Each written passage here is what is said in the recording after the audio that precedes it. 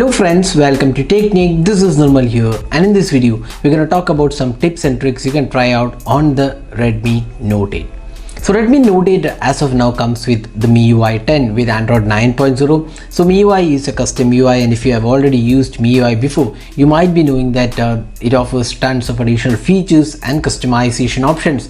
So in this video we'll have a look at some of the features you can try out on the Redmi Note 8. So first step, let's go to the settings panel. So here you can see that there is an option under the display settings. So in case you are not using it, you can go with the dark mode. By default it does not have a dark mode enabled. This is the default mode, and if you like the dark mode, you can just go ahead and enable the dark mode. So it provides a better experience than the regular mode, so you can enable the dark mode. Then you can see that there is an option for double tap to wake. So in case you want this option, you can see that when you turn off the display, so we'll just show that option as well. So you can see that just when I double tap, it will wake up the screen. So that's another useful feature. Then you also get the color and contrast. So here you can set the color and contrast. You can go with the warmer tones for the display, or you can even go with the cooler tones. You can set the contrast level as automatic contrast, or if you want increased contrast, you can go with that. So this all depends upon how you want to use the display, and if you're very particular about the display aspect, this is something which you can customize on the Redmi Note 8. Now next, let's go to the lock screen and password option.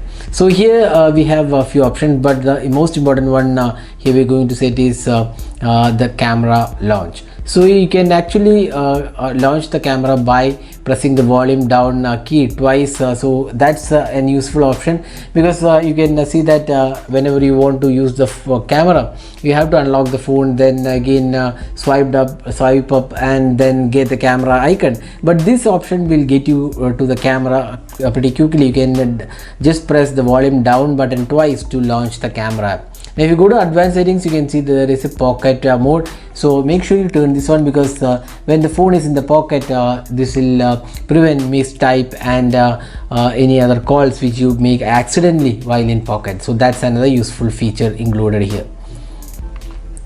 Now next, going to the home screen and recent key. Now here you can see that if you are installing a third-party launcher app, you can actually set the default launcher here. So this is the system launcher, but you can set the default launcher. Then you can enable app vault. So we'll just come back to the app vault. Then you can also arrange the home screen layout. You can have 4:6 or 5:6 layout. Here you can also enable the show memory status. So that's another useful feature in the lock screen and home screen and recent key. Now full screen display. So here we have the option to hide the notch. So there is a small notch included. So if you don't want the notch, you can just hide the notch, and you can see there is a black line included. So the notch is hidden. That's another useful feature if you don't want the notch. Then you can also go with the full screen gestures. So full screen gestures, you can see that if you will just show you, swipe from the bottom quickly, that's how you go to the home screen. Then if you just swipe and hold it here, that's a multitasking key. Then if you want to go back, you can just swipe from here, that's the back button.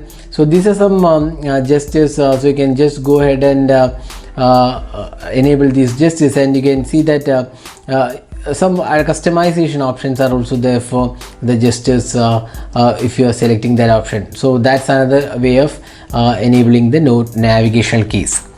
Now next, let's go to the second space. So second space is basically an area where you can set a different workspace totally. So this is something like a home area and a work area. So if you are using some apps, confidential apps in your workspace, so basically you can create your second space, and what you can do is you can install all the apps there.